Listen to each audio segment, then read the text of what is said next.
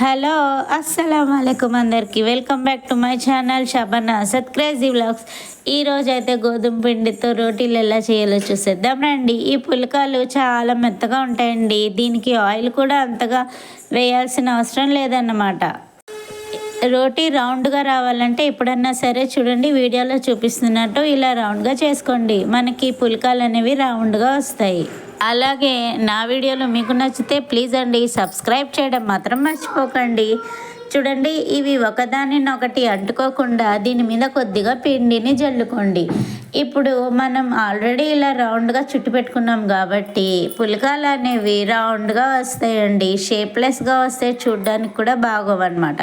చూడండి, ఇలా రౌండ్గా చేసుకోవాలన్నమాట. ఏది మనకి అంత తొందరగా రాదండి, చేస్తూ చేస్తూ వస్తుందన్నమాట. పెళ్ళైన కొత్తలో నాకు అసలు చేయడం వచ్చేవి కాదండి. ఇప్పుడైతే నాకు చక్కగా అలవాటైపోయింది. చూడండి ఎంత మెత్తగా ఉంటాయంటే ఇవి నెక్స్ట్ డే తిన్నా మనకి అంతే రుచిగా అంతే మెత్తగా ఉంటాయండి ఈ పుల్కాలు అనేవి. చూడండి, ఇలా చేయాలన్నమాట. ఇక రోటీలన్నీ చేసుకున్న తర్వాత చక్కగా పెనం పెట్టేసుకుని పెనం మీద రోటీ వేసేయడమేనండి. అదే పుల్కాలు అనమాట. ఈ పుల్కాలకి కొద్దిగా ఆయిల్ అప్లై చేస్తే చాలండి, మరీ ఎక్కువగా చేయనన్నమాట.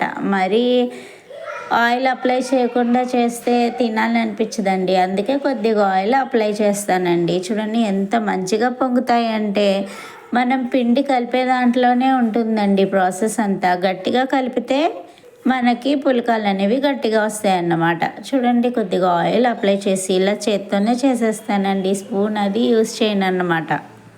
అలాగే నా వీడియోలను ఓపిక్గా చూస్తూ నాకు సపోర్ట్ చేస్తున్న మీ అందరికీ చాలా థ్యాంక్స్ అండి.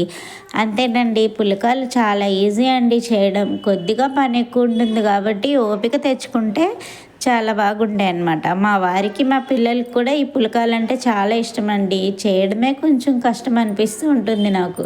ఇష్టంగా చేస్తే ఏది కష్టంగా ఉండదు కదండి. చూడండి, ఇలా చక్కగా పుల్కాలు చేసుకుని తినేయడమేనండి. నైట్ పూట తింటే కొద్దిగా మనకి ఆహారం అనేది లైట్గా తీసుకుంటే అరుగుదల కూడా బాగుంటుంది కదండి. చూడండి, ఇలా కొద్దిగా ఆయిల్ అప్లై చేయండి, సరిపోతుంది. ఎక్కువ ఆయిల్ అవసరం లేదనమాట. ఆయిల్ ఎంత తక్కువ తింటే మన ఆరోగ్యం అంత మంచిగా ఉంటుందండి. చూడండి, ఇలా చేసుకున్న తర్వాత సర్వ్ చేసేసుకోవడమే. చాలా మెత్తగా ఉంటాయండి. మీరు కూడా ఒకసారి ట్రై చేయడం మాత్రం మర్చిపోకండి. చూడండి ఎంత మెత్తగా ఉన్నాయో. ఈ సైజ్ చేసుకుంటే చాలండి. ఒక 2 లేదా 3 తీసుకుంటే నైట్ పూట సరిపోతుందన్నమాట.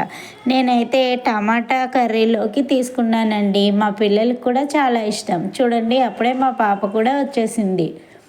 మీకు కూడా చూపిస్తుందంట. చూడండి ఎలా చూపిస్తుందో. అలాగే నా వీడియో మీకు నచ్చితే please like, share and subscribe. Thank you అందరికీ.